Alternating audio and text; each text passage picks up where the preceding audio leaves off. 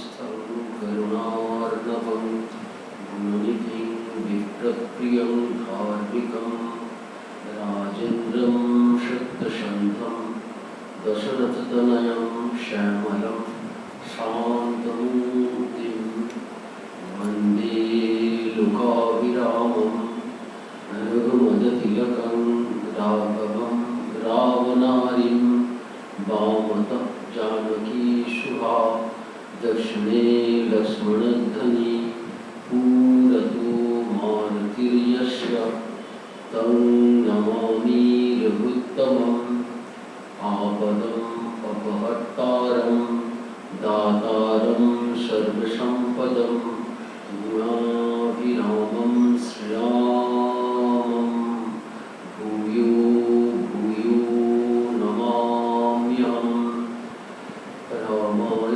रामचन्द्राय रामभद्राय वेदसे रघुनाथाय नाथाय सीताया पतये नमः। द्विभुजां स्वर्णवर्णाभां रामालोकनतत्परां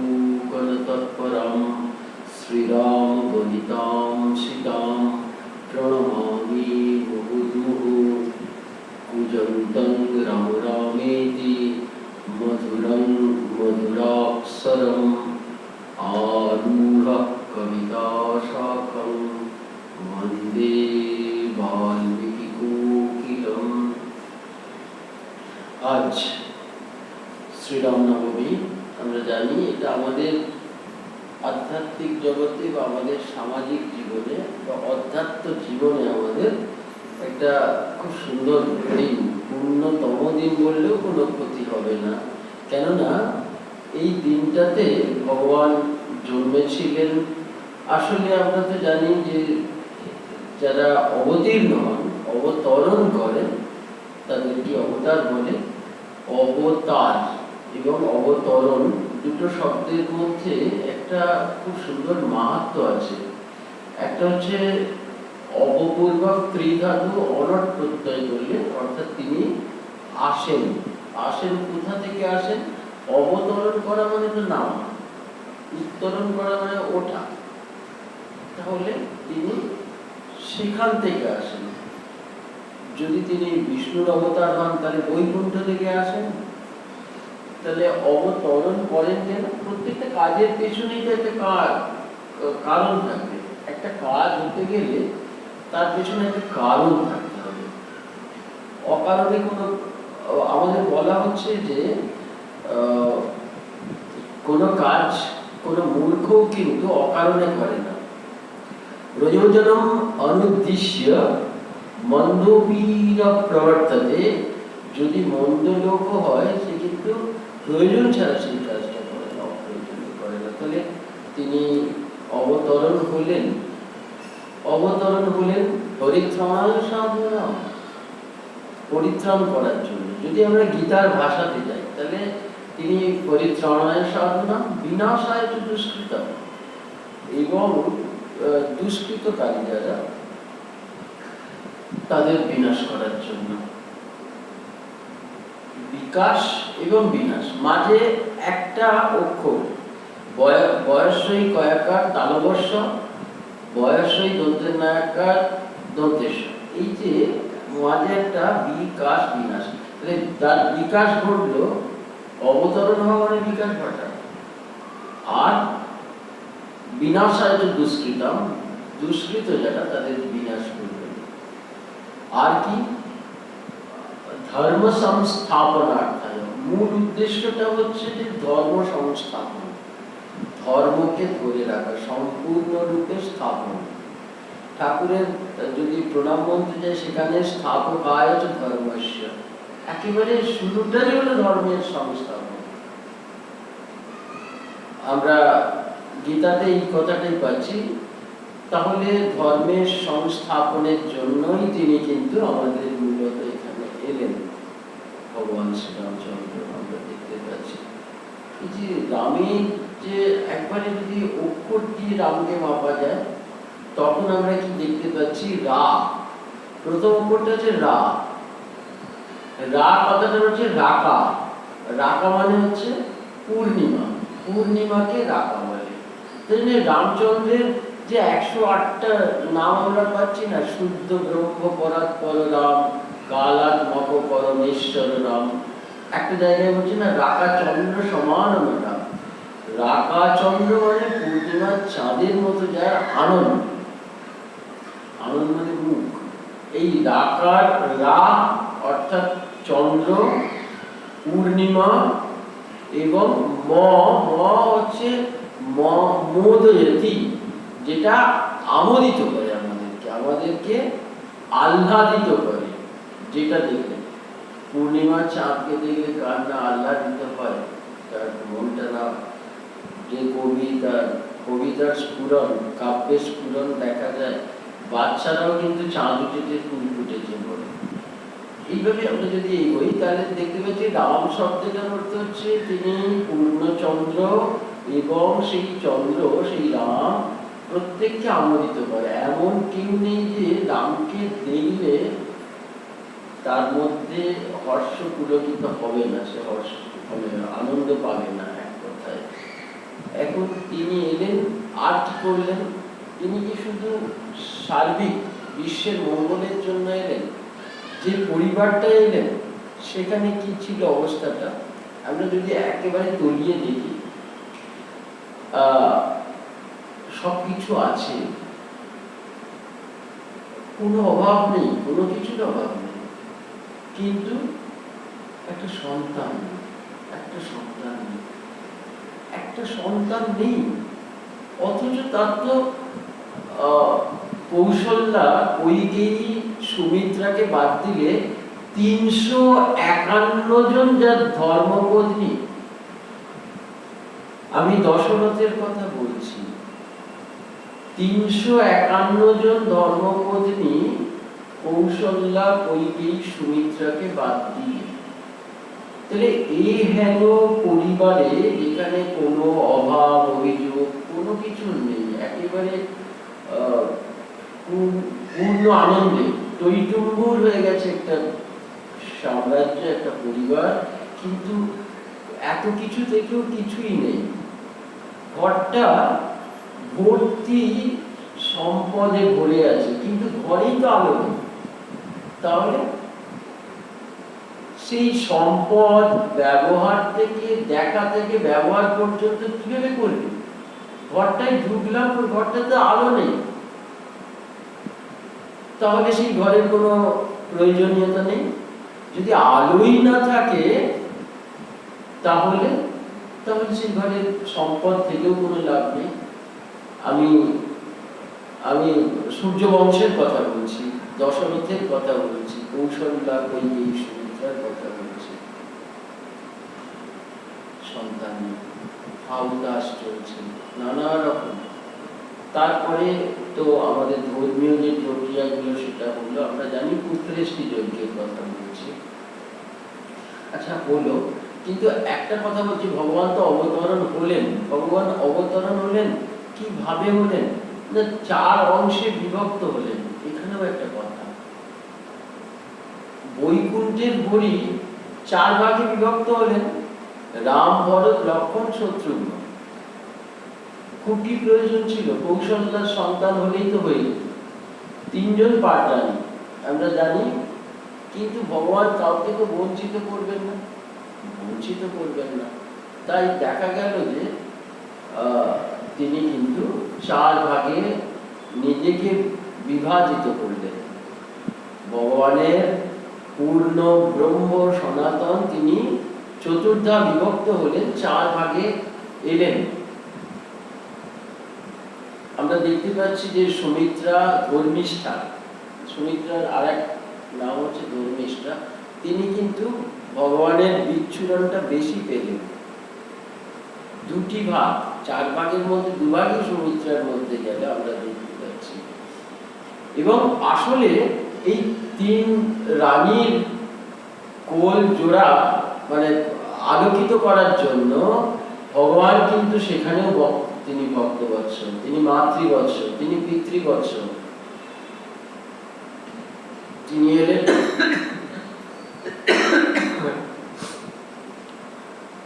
এই শুধু আমাদের ধর্ম সংস্থাপন না, একটি পরিবারকেও তিনি ত্রাণ দিলেন। তাই তাকে বলা হচ্ছে ধর্মিষ্ঠ আর্য বচসা, ধর্মিষ্ঠ, একেবারে সুপারলেটিভ ডিগ্রি।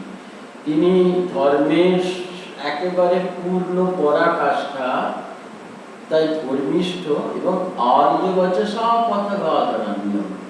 এবং আর্য কথাটার অর্থ হচ্ছে যে পিতা, পিতাকে বলা হচ্ছে আর্য, মানে হচ্ছে যিনি সমস্ত সৎ গুণান্বিত, তাকে বলা। আর্য শব্দটা কিন্তু কোনো জাতিবাচক শব্দ না, আর্য শব্দটা হচ্ছে গুণবাচক শব্দ, যার মধ্যে সমস্ত গুণের সমাহার ঘটেছে, তিনি আর্য।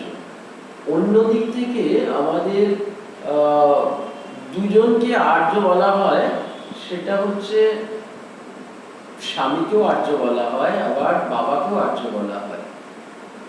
এই আর্য ভাষাটা বাবার পিতৃর বাবার কথায় তিনি কিন্তু পথগাধনান্য, তিনি এইরকম একজন, তিনি পথকে অবলম্বন করলেন, সাম্রাজ্যকে নয়, আমরা দেখেছি। এবং আমরা যদি পাণ্ডবদের দেখি, তাদের মধ্যে একটা পূর্ব পরিকল্পিত একটা ভাব ছিল। তারা অবশ্যই পাশা খেলবে, পাশা খেলে জিতলে আলাদা কথা, হারলে তারা বনে যাবে, তাহলে একটা মানসিক প্রস্তুতি ছিল। রামচন্দ্র পরের দিন সকালে তিনি যৌবরাজ্যে অভিষিক্ত হবেন, অযোধ্যার রাজা হবেন, এমনই একটা। কিন্তু একেবারে ভোরবেলায় উষা লগ্নে তার অভিষিঞ্চন হবে, সমস্ত আয়োজন। হঠাৎ করে রাত্রিবেলা শোনা গেল যে মা কৈকেয়ীর কথা মতো এবং দশরথের প্রতিশ্রুতি পালনের জন্য, আমরা জানি যে পিতৃসত্য পালনের জন্য রামচন্দ্র বলে গিয়েছিলেন, সেই পিতৃসত্য পালন করার জন্য তিনি গিয়েছিলেন বলে। কিন্তু রামচন্দ্র, দশরথ চাইছিলেন না, কৌশল্যা চাইছিলেন না। কৈকেয়ীকে বাদ দিলে, মন্থরাকে বাদ দিলে সকলেই কিন্তু রাম যৌবরাজ্যে অভিষিক্ত হন, এইটাই সকলেই চেয়েছিলেন। কিন্তু রামই তো চাইছিলেন না, তিনি সেই সিংহাসনে বসবেন না। যদি তিনি বসেন তাহলে দুটো প্রতিশ্রুতি লঙ্ঘন করা হবে, তার মানে আত্মত্যাগের চরম পরাকাষ্ঠা পৃথিবীর ইতিহাসে প্রথম দিয়ে গেলেন রামচন্দ্র, আমরা দেখতে পাচ্ছি। তাহলে কিভাবে পরাকাষ্ঠা না, তিনি নিজের সমস্ত সুখ ত্যাগ করে শুধুমাত্র মায়ের কথা এবং পিতৃসত্য পালনের জন্য চলে গেলেন। ধর্মিষ্ঠান আর্য বচসা পথগাধনান্য। তারপরে তিনি কিন্তু এত বড় ত্যাগের প্রতীক।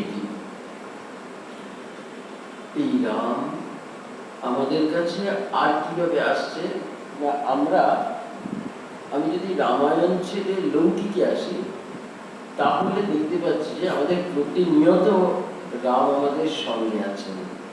ছোটবেলায় আমরা কেউ ভয় পেলেই বলতাম ভূত আমার ভূত, পেটনি আমার ছিল, রাম লক্ষণ বুকে আছে, তারপরে ভয় পেলে এখনো রাম নাম করা হয়। যিনি মৃতবৎসা বা যিনি খুব আতঙ্কিত, তাকে রাম কবচ দেওয়া হয়, এবং এগুলো এখনো কতটা প্রত্যক্ষ ফলপ্রদ আমরা দেখেছি। রামকে ছাড়া আমরা একটা মুহূর্ত থাকতে পারবো না।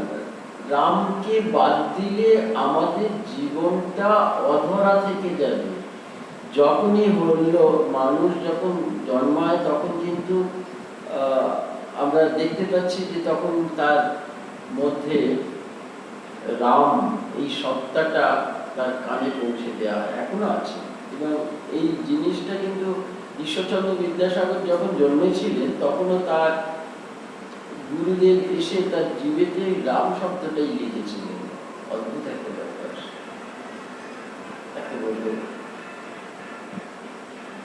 বিশ্ববন্দিত বিদ্যাসাগর, তার ক্ষেত্রে কিন্তু আমরা দেখতে পাচ্ছি। আমার মনে হয় না যে এমন কোনো একটা ঘর নেই যেখানে তার পূর্বপুরুষদের নামটা নেই। পূর্বপুরুষদের কারোর না কোথাও রাম নামটা আছে। আমি যদি আমার ক্ষেত্রেই যাই, অদ্ভুত একটা ব্যাপার, খুব ব্যক্তিগত কথা বলছি, আপনারাও খোঁজ করে দেখতে পাবেন। আমার বৃদ্ধ প্রপিতামহের নাম হচ্ছে রামতারক।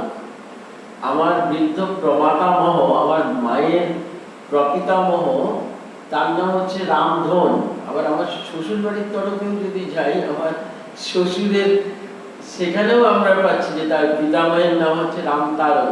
এরকম প্রত্যেকটা ফ্যামিলিতেই আছে, প্রত্যেকটা বংশেই আছে, রাম ছাড়া উপায় নেই। আমি যেখানে বসে আছি রামকৃষ্ণ বেদান্ত মঠ, ঠাকুর তিনিও রাম নামটা ধারণ করেছেন। যাবো কোথায়? প্রত্যেকটা সম্প্রদায়, আমরা যে দশনামী সম্প্রদায়, তার মধ্যে একটা রামানুজ সম্প্রদায় আছে, আমরা পাচ্ছি। উপায় নেই, কোথাও উপায় নেই। অদ্বৈত বেদান্তের কথা যদি যাই, সেখানেও হনুমান খুব সুন্দর একটা বলছেন যে রাম, সেখানেও অদ্বৈত বেদান্তের কথা বলতে গেলেও কিন্তু রামকেই আশ্রয় নিতে হবে। সেখানে হনুমান বলছেন, রাম তুমি পূর্ণ, আমি তোমার অংশ। রাম তুমি সেব্য, আমি তোমার সেবক। কিন্তু যখন আমার মধ্যে তুমি আছো, তখনই আমার পূর্ণতা, তখনই মনে হয় তুমি আমি, আমি তুমি। অদ্বৈত বেদান্তের চরম কথাটাই কিন্তু রামকে ঘিরে হয়েছে। তো এহেন রাম, আমরা যখন ভেতরে যাই তখন কিন্তু রামকে দেখলে আরো অনেক কথা বেরিয়ে আসে। রবীন্দ্রনাথ বলছেন এটাই যে আমরা ইতিহাসের অনেক কিছু সমালোচনা করতে যাই, কিন্তু রামায়ণ কিংবা মহাভারত বিষয়ে যখনই সমালোচনায় যাই, তখনই কিন্তু আমাকে একটু থমকে দাঁড়াতে হয়। রাম উচ্চ কি নিচ, একেবারে কোট আনকোট বলছি রবীন্দ্রনাথের কথাটা, রাম উচ্চ কি নিচ, লক্ষণের মধ্যে এই গুণ আছে কি নেই, সেটা আমরা বিচার করি না। শুধুমাত্র রামের কথা হলেই আমরা একটি শুদ্ধ সত্তা নিয়ে, আমরা একটি পবিত্র ভাব নিয়ে তাকে নিয়ে শুধু ভাবি। কি ভাবি? তিনি হলেন সমালোচনার ঊর্ধ্বে, স্বয়ং কবি সার্বভৌম রবীন্দ্রনাথ বলছেন। কেননা ন্যায় নীতির কথা বলতে গেলে রামের কথাই আসে, ত্যাগ তিতিক্ষার কথা বলতে গেলে রামের কথাই আসে, ধর্মের কথা বলতে গেলে রামের কথা আসে। আমি বলছি না, এটা রবীন্দ্রনাথ। আমরা আমাদের জীবনের যে কোনো অংশ যদি আলোচনা করতে যাই, সেখানে কিন্তু রামের একটা প্রতিফলন আমরা দেখতে পাচ্ছি, এবং তার যে চরম কাজের যে তার চরম পরাকাষ্ঠা আজও আমরা কোন একটা, এই মুহূর্তে আমরা যে কথাটা বলি গুড গভর্নেন্স, অর্থাৎ সুশাসনের কথা বলি। তো এই সুশাসনের কথাটা বলতে গেলে আমরা রামরাজ্যের কথাই বলি। সেখানেও কিন্তু রামের শাসিত রাজ্যের কথাটাই বলি, রাম শাসিত দেশের কথাটাই বলি, যেখানে কোনো অন্যায় ছিল না, যেখানে মানুষের সঙ্গে মানুষের কোনো রকম বিভেদ ছিল না। জাতি, ধর্ম, ভাষা, অর্থ, ভৌগোলিক দূরত্ব ঘুচিয়েছিলেন এই রামচন্দ্র কারোর মধ্যে না। তাই জন্য বলা হচ্ছে যে আমরা রামরাজত্বে যদি সংক্ষেপে একটা দেখি, আমি এটা রঘুবংশ থেকে বলছি, কালিদাসের রঘুবংশে এই কথাই বলা হচ্ছে যে তিনি তো রাজতন্ত্রে, অর্থাৎ তিনি তো রাজা ছিলেন। তো রাজতন্ত্র মানে রাজা যেটা বলবে সেটাই, তার বাইরে কিছু হবে না। তার মধ্যে একটা স্বৈরতান্ত্রিকতা আছে, রাজার মধ্যে একটা স্বৈরাচারী ভাব আছে, কিন্তু রাজতন্ত্রে যে গণতন্ত্র প্রতিষ্ঠা করলেন সেটা রামচন্দ্র। কেমন ভাবে না, খুব সুন্দর কালিদাস সেখানে বলছেন, স্বপিতা পিতরস্তেষাম কেবলম জন্মহেতব, স্বপিতা পিতরস্তেষাম কেবলম জন্মহেতব। সেই বাবা কেবলমাত্র একজন বাবা পদবাচ্য, একজন পিতৃ পদবাচ্য, পিতা পদবাচ্য, কেবলম জন্মহেতব, শুধুমাত্র তার সন্তানের জন্ম দিয়েছিল, বাকিটা রাষ্ট্রের। এবং রাষ্ট্র বলতে ভগবান শ্রীরামচন্দ্রের সেই রামরাজ্য আমরা দেখতে পাচ্ছি। তাহলে রাজ্যবাসীর কাজ ছিল সন্তান প্রসব করা মাত্র, প্রতিপালন তার কাজ ছিল না রামরাজ্যে। তাহলে রামচন্দ্র সেই সমস্ত ছেলেমেয়েদের তিনি কিন্তু তার একবারে প্রত্যক্ষ দর্শনে তিনি তাদের দেখভাল করবেন একেবারে জন্মের পর থেকে। তারা কি খাবে দাবে সমস্ত কিছু। পরবর্তীকালে তাদের লেখাপড়া, এই লেখাপড়াটা কিন্তু চাপিয়ে দেওয়া না, তাকে ডাক্তার হতেই হবে, তাকে ইঞ্জিনিয়ার হতেই হবে এমনটা না। ওই যে ছোটবেলা থেকে তার বিভিন্ন বিষয় পড়লো, সেই বিষয়টা পড়ার পর তার অভিরুচি কোন দিকে সেইটা দেখে কিন্তু তৈরি হতো তাকে কোন দিকে নিয়ে যাওয়া হবে। সমাজের অনেকগুলো পেশা ছিল, তো সেই পেশা অনুযায়ী তাদেরকে নিযুক্ত করা হতো এবং সেইভাবেই লেখাপড়া শেখানো হতো। একটা সময় সে কর্মে নিযুক্ত হতো। তার মানে তার জন্ম থেকে কর্ম সবটাই কিন্তু রাষ্ট্রের দায়িত্ব। রাষ্ট্র মানে ভগবান শ্রীরামচন্দ্রের দায়িত্ব। এত বড় গণতন্ত্র, রাজতন্ত্রে পৃথিবীর ইতিহাসে বোধহয় ছিল না, সেটাও রামরাজ্য।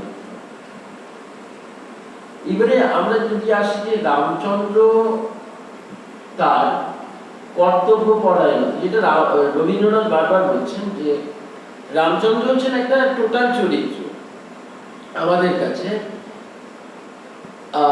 তিনি একজন আদর্শ সন্তান যখন ধরা এলেন, তিনি একজন আদর্শ ভাই, তিনি একজন আদর্শ স্বামী, তিনি একজন আদর্শ প্রজাপালক, তিনি একজন আদর্শ দুষ্টের নাশক, তিনি একজন আদর্শ শিষ্টের পালক, তিনি একজন ধর্মের সংস্থাপক, তিনি একজন কবি, তিনি একজন অর্থনীতিবিদ, তিনি একজন ধর্ম শাস্ত্রবেত্তা, তিনি একজন নৈয়ায়িক, তিনি একজন বিচারক। আর কত কি বলবো? যদি এইগুলোকে ভেঙে ভেঙে আসা যায় তাহলে আমরা দেখতে পাচ্ছি, যদি তিনি একজন আদর্শ সন্তান, আমরা দেখছি পিতৃসত্ব পালনের জন্য সমস্ত ত্যাগ করলেন। বিমাতার বিরুদ্ধে বললেন না কালো হাত ভেঙে দাও, গুড়িয়ে দাও, এই কথাটা বললেন না। বা তিনি ধর্নায় বসলেন না, তিনি ধর্নায় বসলেন না।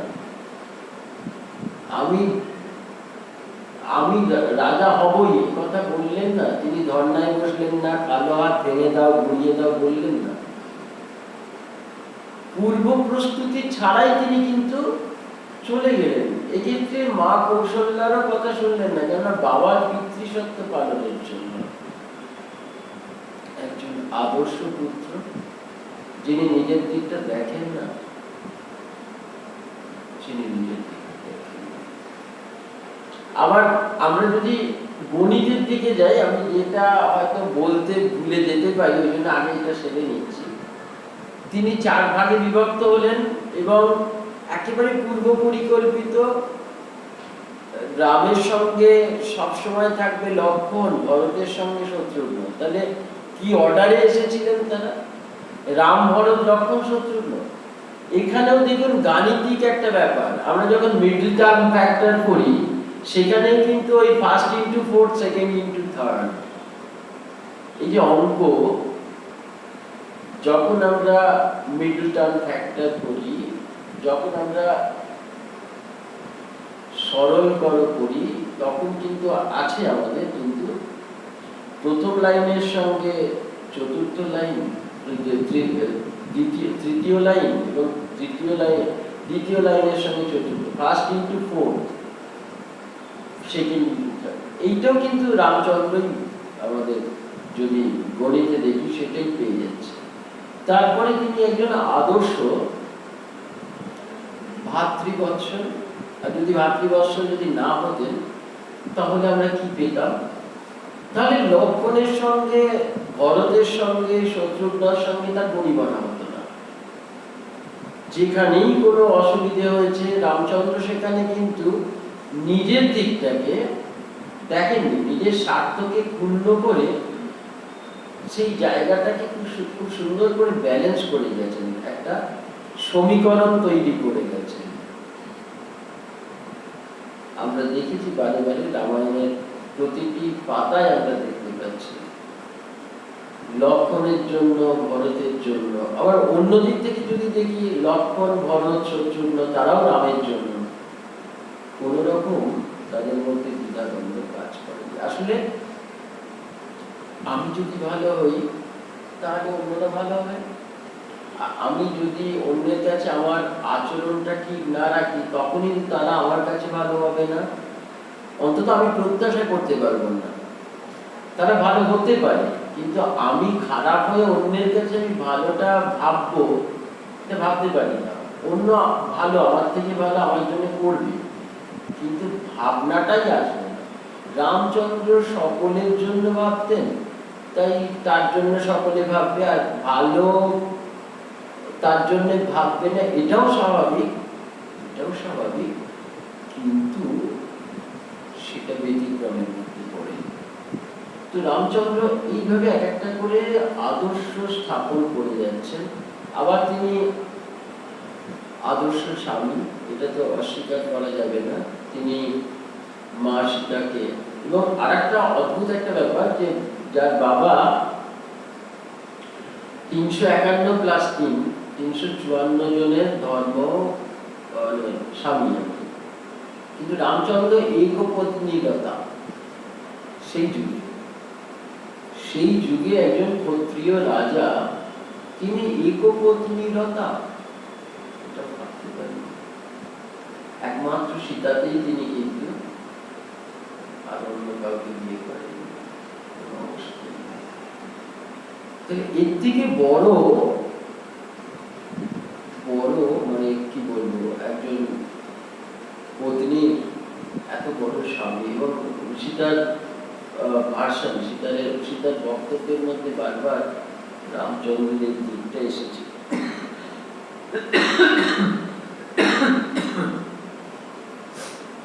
আমরা দেখছি যে ভগবান তার লীলা করে আমাদের সামনে ছড়িয়ে মেলে ধরছে। আমরা যদি একটু রামায়ণের দিকে তাকাই তাহলে এত সুন্দর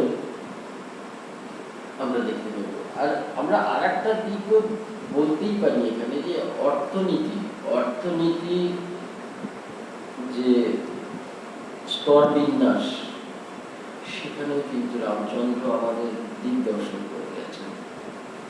একেবারে শেষে যদি যাই, লবকুশ তারা বাল্মীকির রচিত রামায়ণ চারদিকে প্রচার করবে, এরকমই ঠিক ছিল। এত সুন্দর তার বিনার শরৎরন্ত্রীতে এই রামায়ণ গানটা বেঁধেছিলেন। মানুষের এতটাই মনোমুগ্ধকর শ্রুতিনন্দন হতো যে তারা অভিভূত হয়ে যেত। সাক্ষাৎ রামকেই কিন্তু এই লব কুশের মধ্যেই তারা দেখত।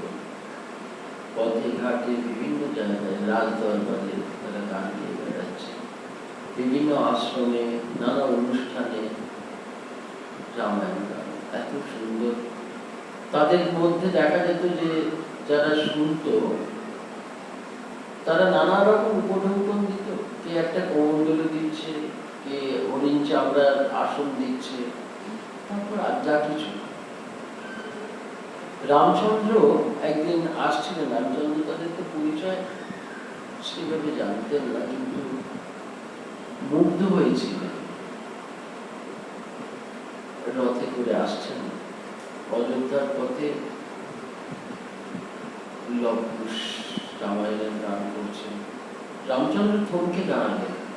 আসলে এতটাই আকর্ষণ করেছিল ভগবানকে, তিনি পুরোটা শুনলেন। ভগবানের দু চোখ দিয়ে আপুষ নয়নে ভগবান কেঁদে চলেছেন রামচন্দ্র।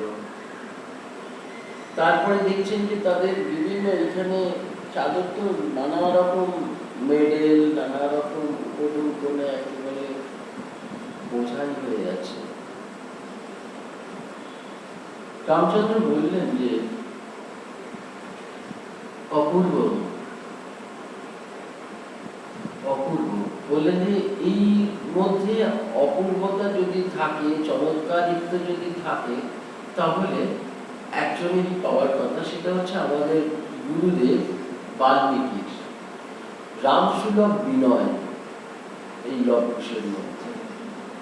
ভগবান বললেন যে সবই ঠিক আছে, একটা কথা বলি, তোমরা যে এত পরিশ্রম করে বেড়াচ্ছ, কিন্তু তাতে তোমাদের কি লাভ হচ্ছে? একটা আত্মতৃপ্তি হচ্ছে, একটা একটা বংশের গুণগান তোমরা করছো, একটা চরিত্রের গুণপনা তোমরা বিতরণ করছো, এটি হলোটা কি?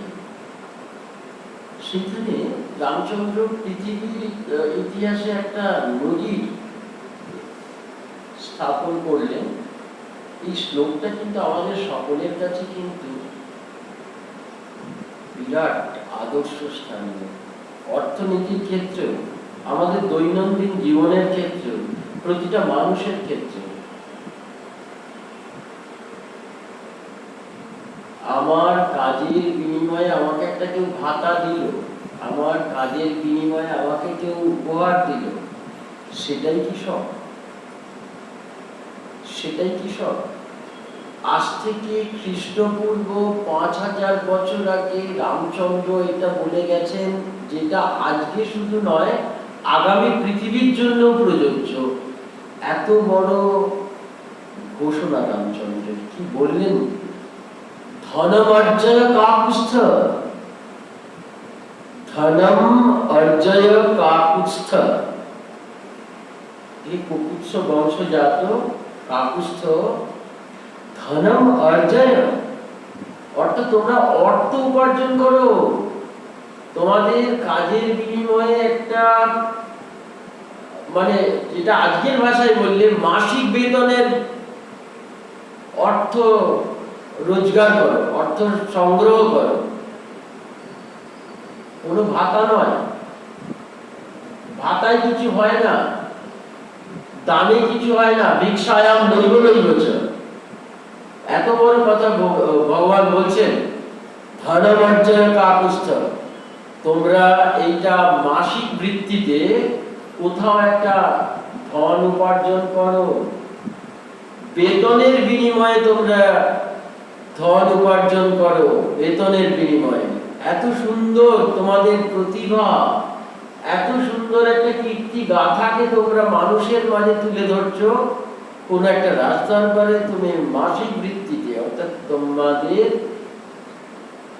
চাকরির ব্যবস্থা করো। ধন অর্জয় কাকুস্থ, সো হোয়াট? তাতে হলোটা কি? ধন অর্জন করবো না, আমার তো ভালো চলে যাচ্ছে, আমাদের তো কোনো ক্ষয়ক্ষতি হচ্ছে না, আমরা তো ভালোই পাচ্ছি, এই ভাতাগুলো পাচ্ছি, ভাতাই তো ভালো। লব কুশ বলেনি কিন্তু। আমরা যদি এটাকে পূর্বপক্ষ করি, কি দরকার আছে মাসিক বেতনে কোথাও চাকরি নেওয়া? পরের চরণেই ভগবান বলছেন ধনমর্জয় কাকুস্থ ধনম এব জীবনম, ধনম এবাই জীবনম। যদি তোমার কাছে এই ভাতাটা একদিন শেষ হয়ে যাবে, এটা তো নির্দিষ্ট পরিমাণ, কিন্তু তুমি যদি বেতনের বিনিময়ে, তুমি যদি কোথাও বেতন ভোগ কর্মচারী হও, তার পরিমাণটা একটা নির্দিষ্ট সময় অন্তর অন্তর তুমি পেয়ে যাবে। ধনম এবাই জীবনম, যদি ধন না থাকে তাহলে জীবন বাঁচবে না। ধনম এবাই জীবনম, তাহলে জীবনটা বাঁচবে, ভাতায় কিছু হয় না। উভয়োর অন্তরম নাস্তি, এই দুটোর মধ্যে কোনো ফারাক নেই। উভয়োর অন্তরম নাস্তি, এই দুটোর মধ্যে কোনো ফারাক নেই। কোন দুটোর মধ্যে? নির্ধনস্য মৃতস্য চ। কত বড় ঘোষণা! নির্ধনস্য মৃতস্য চ, যে নির্ধন ব্যক্তি এবং মৃত ব্যক্তির মধ্যে কোনো তফাৎ নেই। তাহলে ভগবান কি বলছেন? ধন অর্জন করতে হবে এবং সেটা মাসিক ভিত্তিতে। কেননা ধনই একমাত্র মানুষের চরম পরাকাষ্ঠা, বেঁচে থাকার পক্ষে ন্যূনতম ধনের বিনিময়ে কিন্তু তুমি জগতে সবকিছু পাবে, ভাতার বিনিময়ে নয়। উভয়ের অন্তরম নাস্তি। আর যদি তুমি সেটা মনে না করো, তাহলে তোমার কিন্তু চোখের সামনে একটা জিনিসই ভাসছে, মৃত ব্যক্তি এবং নির্ধন ব্যক্তির মধ্যে কোনো তফাৎ নেই, কোনো ফারাক নেই। যে নির্ধন ব্যক্তি সে আসলে মৃত ব্যক্তি, সে বেঁচে আছে বটে, কিন্তু তাকে কেউ পোছে না, তার জগতে কোনো সম্মান নেই, সে বেঁচে আছে এই পর্যন্তই, আসলে সে মৃত। উভয়ের অন্তরং নাস্তি নির্ধনস্য মৃতস্য চ। মৃত এবং নির্ধন ব্যক্তি আসলে এক। এত বড় কথাটা খ্রিস্টপূর্ব ৫ম শতাব্দীতে এত বৈপ্লবিক, এত ডাইনামিক ভাষণ দিয়েছেন এবং আত্মযোগের কর্মে নিযুক্ত হতে বলেছেন। সেই কর্মটা যেন নিষ্ফলা না হয়, শুধুমাত্র উপঢৌকন, শুধুমাত্র ভাতা নয়, তাতে বেশি দিন জীবন চলে না। এই হলেন রামচন্দ্র।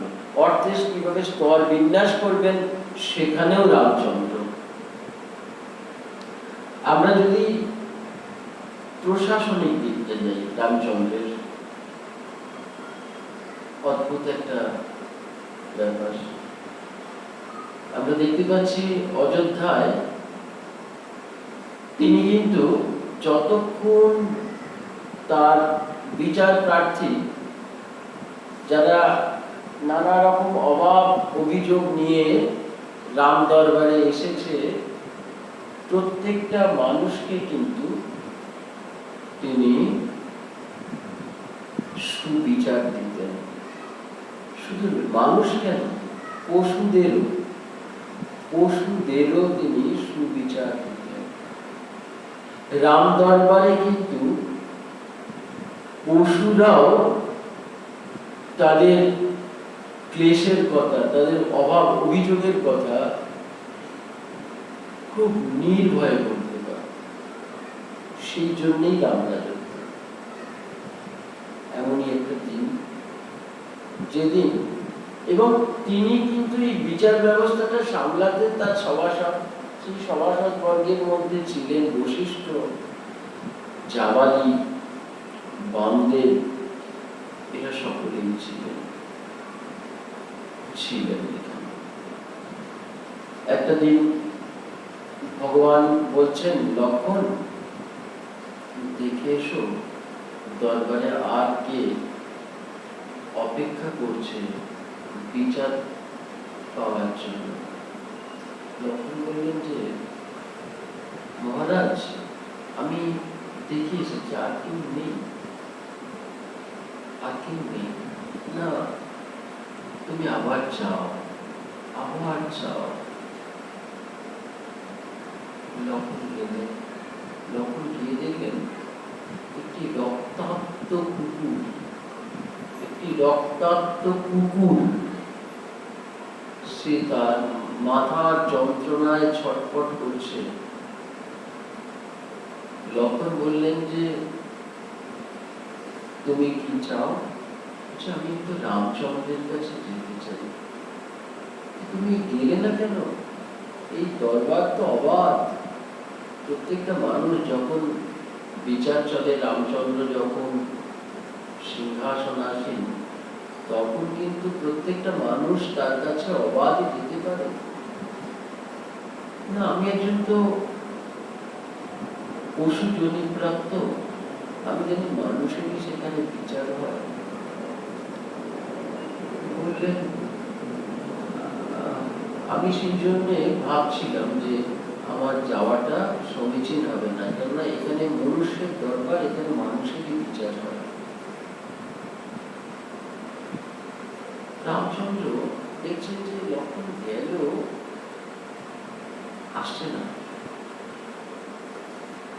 যদি কোনো বিচার প্রার্থী না থাকে তাহলে কিছু চলে আসবে, তাহলে বলোটা কি? তারপর বিভিন্ন কথার মধ্যে দিয়ে লক্ষণ কুকুরটিকে নিয়ে এলো। তখন রামচন্দ্র বলল, কি হয়েছে, কি হয়েছে তোমার, কি হয়েছে বলো? তুমি এত ছটফট করছো, তোমার এখনো দগদগে রক্তের যে ইয়েটা দেখতে পাচ্ছি, জমাট বেঁধে আছে, বলো তোমার কি হয়েছে? তো তুমি এতক্ষণ আসনি কেন? বলছে যে প্রভু, আসলে আমি ভেবেছিলাম হয়তো এটা তো মনুষ্যের দরবার, আমাদের তো এখানে আসা সম্ভব নয়। না না, এইটা সকলের জন্য, তুমি বলো তোমার কি হয়েছে। ভগবানকে তখন এই কুকুর বলছে যে আমাকে একজন ব্রাহ্মণ বেধড়ক পিটিয়ে এই অবস্থা করেছে, বেধড়ক পিটিয়েছে, আমার মাথা রক্তাক্ত করেছে। ভগবান বললেন যে, রামচন্দ্র বললেন যে তুমি নামটা বলো। নাম বলল। তখন বললেন যে কোথায় থাকে বলো। বলল। তখন ভগবান দূত পাঠালেন এবং সেই ব্রাহ্মণ, ভিক্ষান্নজীবী ব্রাহ্মণ, তাকে ধরে আনা হলো। ধরে আনা হলো এবং কুকুরকে দেখে সে তো ভয় পেয়ে গেল। তখন ব্রাহ্মণকে ভগবান বলছেন,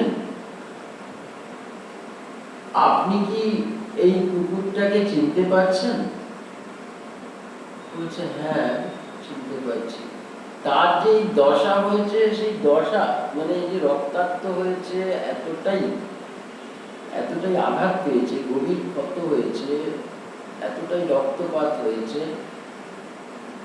এর বিষয়ে কি কিছু আপনি বলবেন? ভগবান, হ্যাঁ আমি ওকে মেরেছি। রামচন্দ্র কিন্তু তাকে শুধুমাত্র বলছে, আপনি কিছু বলবেন? আপনি মেরেছেন এরকম জোর গলায় কথা বলতেন না রামচন্দ্র,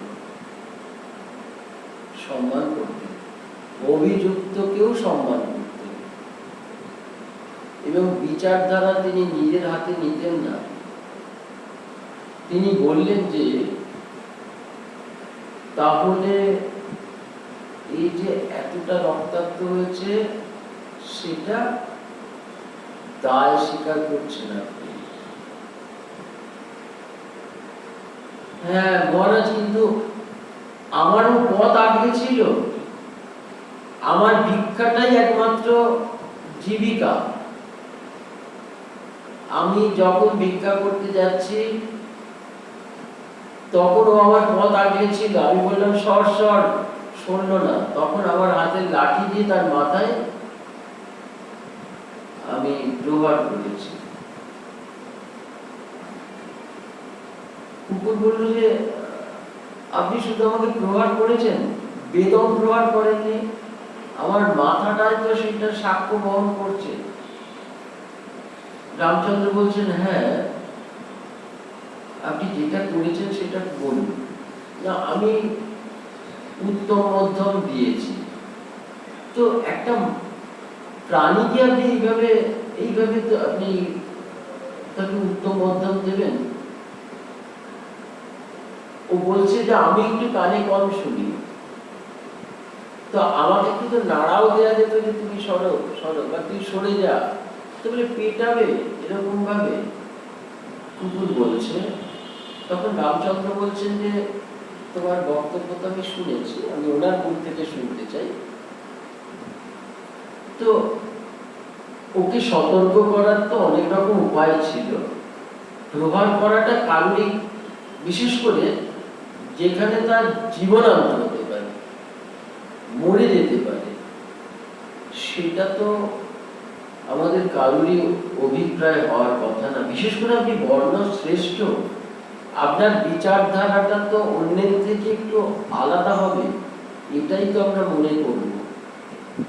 ভগবান এই যখন বলছেন তখন তিনি বললেন যে প্রভু আমাকে ক্ষমা করুন, আমাকে ক্ষমা করুন, আমি করে ফেলেছি। তখন আমি এতটাই বুভুক্ষু ছিলাম, আমার এতটাই ক্ষুধা ছিল, আমি নিজেকে সামলে উঠতে পারিনি, আমাকে ক্ষমা করুন। রামচন্দ্র তখন বশিষ্ঠ, জাবালি এবং বামদেবকে বললেন যে আমি তো ব্রাহ্মণের বিচার করতে পারি না, কেননা আমি ক্ষত্রিয়। প্রথমে ব্রাহ্মণ, তারপরে ক্ষত্রিয়, তারপরে বৈশ্য, তারপরে শূদ্র, তখন তো বর্ণাশ্রম। আমি আপনাদের উপর ছেড়ে দিচ্ছি, শুধুমাত্র ওদের যে মানে যে ঘটনাটা ঘটেছে আমি সেইটা আপনাদের কাছে তুলে ধরলাম। দুজনের বক্তব্য ওরা উপস্থাপিত করেছে এই ভিত্তিতে। বশিষ্ঠদেব, জাবালি এবং বামদেব নিজেদের মধ্যে একটা আলোচনা করলেন। আলোচনা করে রামচন্দ্রকে বললেন, মহারাজ আমি বলি কি এর বিচার কি শাস্তি হওয়া উচিত সেটা এর উপরই ছেড়ে দিন, ব্রাহ্মণের উপরই ছেড়ে দিন। তো রামচন্দ্র বললেন যে আপনার বড় অভাব না? বললেন হ্যাঁ। বলে আপনি কি চান প্রভু, আমি বলবো? হ্যাঁ বলুন আপনি কি চান।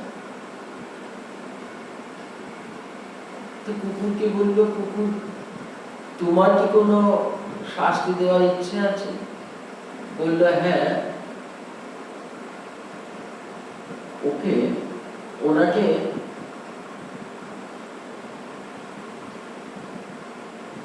আমরা যদি রাজা করে দিই কোথাকার একটা। কুকুর বলছে যে ওর রাজা হওয়ার শখ এর আগে বলছিল, তাহলে তার আর কোনো অভাব থাকবে না, সেই যদি রাজা করে দেওয়া যায়। কুকুর বলছে, কুকুরকে জিজ্ঞাসা করা হবে তুমি কোথাকার রাজা চাইছো? না অমুক প্রদেশের রাজা। সেই প্রদেশটা এমন একটা জায়গা, সেটা পরে ব্রাহ্মণ বুঝতে পারবে। তো ব্রাহ্মণ খুব গদগদ হয়ে খুশি হয়ে সেই রাজা রাজত্ব স্বীকার করল। আসলে সেখানকার যারা প্রজা, মূলত কিন্তু প্রজার অধীন রাজা। অর্থাৎ এটাই যে যদি পান থেকে চুন খসে তাহলে কিন্তু রাজাকে তারা সেখানে রেয়াত করা হয় না, সেখানে রাজাকে রেওয়াত করা হয় না। যদি পান থেকে চুন খসে, যদি রাজা তার রাজভার পালনে কোথাও তার ত্রুটি থাকে, সেখানে কিন্তু তার ক্ষমা নেই, অর্থাৎ তিনি তার শাস্তি পাবেন। আদতে কিন্তু সে রাজা, অর্থাৎ প্রজাধীন রাজা। সেই গণতন্ত্র রাম রাজত্বে চালু ছিল। এর আগে যারা রাজা হয়েছে তাদের 6 মাস কাল রাজত্ব করতে হয়নি, কেননা যে সিংহাসনে বসে সে যে পরিবার থেকেই আসুক না কেন, তার মধ্যে একটা ভোগের স্পৃহা এবং তার মধ্যে যে স্বৈরতান্ত্রিকতা গ্রাস করে, এটা বোধহয় সিংহাসনের ধর্ম, এটা বোধহয় রাজার চেয়ারের, রাজার কুর্সির বোধহয় ধর্ম। সে যে ফ্যামিলি থেকেই আসুক, সে রাজা হোক না কেন, তার মধ্যে ওই ভোগের স্পৃহা, তারপরে তার চৌহদ্দিতে যারা থাকবে স্বজন পোষণ, দুর্নীতি এবং আর যা কিছু আছে গুছিয়ে নেওয়া, নানাভাবে মানুষকে নিপীড়ন করা, কর ভারে প্রপীড়িত করা, খালি মাত্র নিজের সুখ, নিজের ভোগ দখল করব, এই ভাবটাই কিন্তু এসে যায় এবং সেই রাজ্যে সেটাই আসতো। এখন আমরা দেখছি সেই ট্র্যাডিশন সমানে চলছে। কিভাবে ভোগ দখল করবো, অন্তত 64 পুরুষ আমার যেন কাজকর্ম করে না খেতে হয়, আমি তাদের জন্য যেন গুছিয়ে দিয়ে যাই। আর এটাই হতো সেখানে, তার জন্য শাস্তি বিধান হতো, তাকে কিন্তু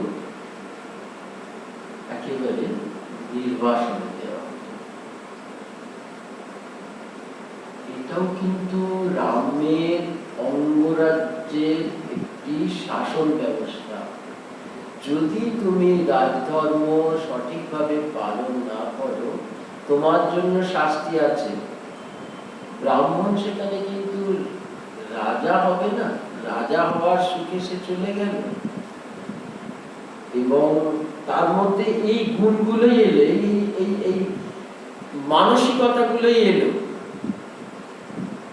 তার বংশ পরম্পরায় তার আত্মীয় বর্গ সকলের জন্য সে খালি দেখে গেল, তাদের বিলাসবহুল বাড়ি গাড়ি, অর্থ সম্পদ সঞ্চয় সব কিছু করে গেল। কিন্তু সাধু সাবধান, তোমার জন্য কিন্তু শাস্তি অপেক্ষা করছে। ব্রাহ্মণ ভুলে গিয়েছিল সে ভিক্ষান্নজীবী, স্বজন পোষণ এবং স্বৈরতান্ত্রিকতা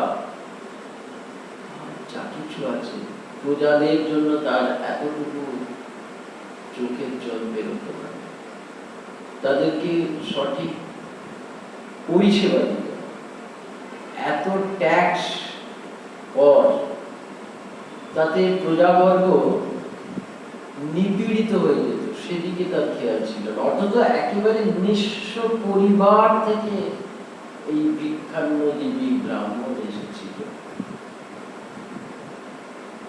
তাহলে শাস্তিটা ব্রাহ্মণ ভাবলো কি, এ তো আমার ভালো হলো, আমার তো শাস্তি হলো না, তো রাজা হয়ে গেছে। আসলে তার জন্য কি অপেক্ষা করছে ভগবানের লীলা। তো সেই রকম শাসক ছিলেন, নিজে কিন্তু কিছু কিছু করলেন না, নিজে শুধু ওই দুজনের কথাটা তাদের পেট থেকে নিলেন এবং তাদেরই কথা মতো তাদের শাস্তি হলো। মাঝে যারা বিচারক মন্ডলী তাদের তাদের সলা, তাদের পরামর্শ তিনি নিলেন এবং বাদী এবং বিবাদী উভয় পক্ষকেই ছেড়ে দেওয়া হলো, ওর কি শাস্তি হওয়া উচিত, ও কি শাস্তি। তারপর 6 মাস বাদে এই ব্রাহ্মণকে একেবারে চরম নির্বাসনে পাঠানো হলো, কেননা তার এই যে কীর্তিকলাপগুলো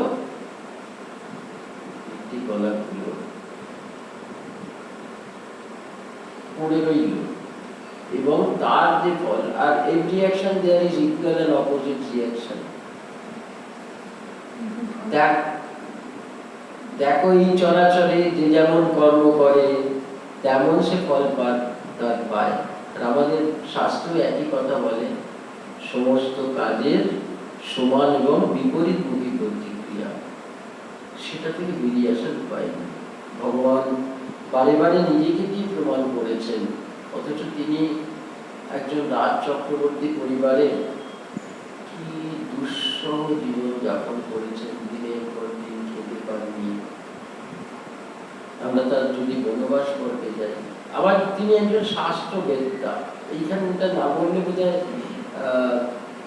রামচন্দ্র সম্বন্ধে কম বলা, তিনি কতটা রাম মানতেন, একটা সময় শাস্ত্রকে কতটা সমাদর করতেন, শাস্ত্র ছাড়া এক মুহূর্তে চলতেন না।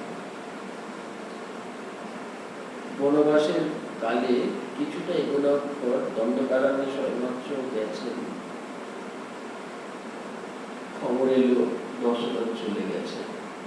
খবর পেলেন দাদাকে নিতে, যে বাবার তো অন্তিম সংস্কার তোমাকে করতে হবে।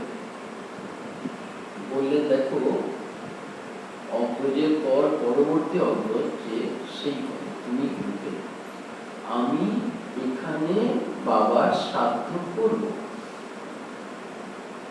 ভগবান বললেন, অযোধ্যায় গেলেন না, কেন তিনি 14 বর্ষ 14 বছর বনবাসী হবেন, তার মাঝে মাঝে কেন ব্রেক করবেন, জানেন না? আর তার তো ছেলে আছে, বড় আছে, বড় করবে। তো রামচন্দ্র ভগবান, তিনি পূর্ণ ব্রহ্ম সনাতন, তিনি ধর্মিষ্ঠ, তিনি আর্য বচসাকে পথে অবলম্বন করেন, তিনি ধর্মশাস্ত্র বেত্তা, তার প্রতিপালন করেন, ধর্মীয় কৃত্য প্রত্যেকটা পালন করেন এবং অন্যকে পালন করার জন্য উদ্বুদ্ধ করেন। ভগবান পিতৃশ্রাদ্ধ করছেন দণ্ডকারণ্যে। একটা সময় শ্রাদ্ধের যে অনুষঙ্গ যে কাজগুলো করা হয়ে গেছে, পিণ্ডদান করবেন। পিণ্ডদান করবেন আমাদের বলা হচ্ছে গোময়ে নৌপলিপ্য, অর্থাৎ মাটির জায়গা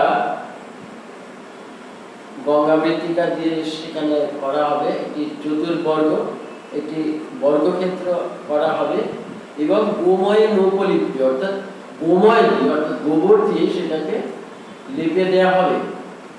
তারপরে নিয়ন বিসর্জন, সেই জায়গাটাকে কুশ দিয়ে আচ্ছাদিত করতে হবে, কুশ দিয়ে ঘিরে দিতে হবে মন্ত্রপুত করে। তারপরে কুশ বিছিয়ে দিতে হবে। তারপরে এই পীত সৌম্য গম্ভীরে বিপতি বিপুর্বিনে বিদেচ্ছস মব্বম দ্রবিণেয় ভদ্রম রইঞ্চ সর্ববীর নিয়চ্ছ, অর্থাৎ হে আমার পিতৃদের, তুমি পূর্ব দিক থেকে এখানে বীর বিক্রমে এসে আমার দেওয়া এই পিণ্ড তুমি গ্রহণ করো। এটাই আমাদের ধর্মশাস্ত্র বলছে। ভগবান যখন এই মন্ত্রটা বলছেন এবং পিণ্ডটা তুলে নিয়েছেন, পিণ্ডটা তুলে নিয়ে মধুবাতারিতায়তে মধুক্ষরন্তি সিন্ধব মাধুরীর্ণ সন্তোষদি ও মধুনক্ত মুতশাস মধুমৎ পার্থিবং রজ মধুদৌরস্তু নপিতা মধুমান্নো বনস্পতির মধুমাং অস্তু সূর্য মার্তির গাবু ভবন্তু না। মধু মধু মধু উচ্চারণ করছেন ভগবান। তারপরে বলছেন অক্ষরনমী মদন্ত ঝবপ্রিয়া অধূশতস্ত শত সভানব বিপ্রা নবিষ্টয়ামতি ইয়োয়া নিন্দতে হরি।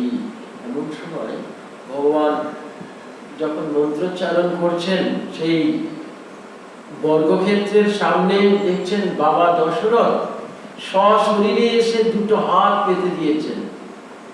ভগবান বিষ্ণুর হাত থেকে তিনি তার দেওয়া এই জল গণ্ডূষ, এই জলপিণ্ড তিনি গ্রহণ করবেন। আপুষ নয়নে কাঁদছেন যে আজ আমার সার্থক। অদ্যমে সফলং জন্ম অদ্যমে সফলা ক্রিয়া। দশরথ বলছেন অদ্যমে সফলং জন্ম, আমি জীবিত অবস্থায় তোমার হাত থেকে অনেক জল গণ্ডূষ পেয়েছি, কিন্তু আমি পরলোকে গিয়েও তোমার হাত থেকে এরকম ভাবে পাবো। অদ্যমে সফলং জন্ম, আমার এই জন্মটা সফল। অদ্যমে সফলা ক্রিয়া, আমি যে ভালো কাজ করে এসেছি সেটাই তার। তুমি আমার হাতে এই পিণ্ডটা দাও, জল গণ্ডূষ দাও। ভগবান ততোধিক হাপুস নয়নে কাঁদছেন। বাবা আমার মূর্তিমান হয়ে এসেছেন, ভগবানের চোখে জল, বাবার চোখে জল। ভগবান বললেন তস্মাৎ শাস্ত্রম প্রমাণম। বাবা আমি পারবো না, তুই আমাকে হাতে দিতে পারবি না, তুই তো আমাকেই দিতে চাইছিস। ওই কুশের ওপর না দিয়ে তুই আমার হাতের ওপর দিয়ে তোর চোখের সামনে আমি ওই পিণ্ড গ্রহণ করবো, আমি খাবো। ভগবান বলছেন আমি অপারক, আমি পারবো না বাবা। ভগবানের গলা ধরে আসছে, বাষ্প নিরুদ্ধ কণ্ঠে ভগবান বলছেন বাবা আমি পারবো না, তুমি এই অনুরোধ আমাকে করো না, আমি পারবো না। কেন? আমি শাস্ত্রের দাস। শাস্ত্র আমাকে বলেনি যে মূর্তিমান বাবাও যদি আসে তুমি তার হাতে পিণ্ডটা দেবে। ওই যে কুশ বিছিয়ে দেওয়া হয়েছে ওই কুশের ওপরই আমাকে দিতে হবে।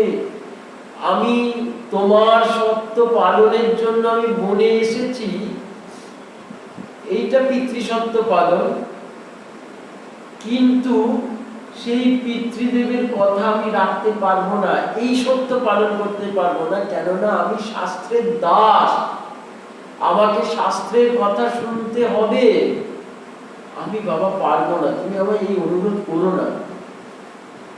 তুই আমাকে দিবি না বাবা, আমার হাতে আমি মূর্তিমান হয়ে তোর চোখের সামনে খাবো, সেই তোর উদ্দেশ্যটা আরো সফল হবে না বাবা। আমি শাস্ত্রকে একটা একটা একটা মুহূর্ত থাকতে পারবো না।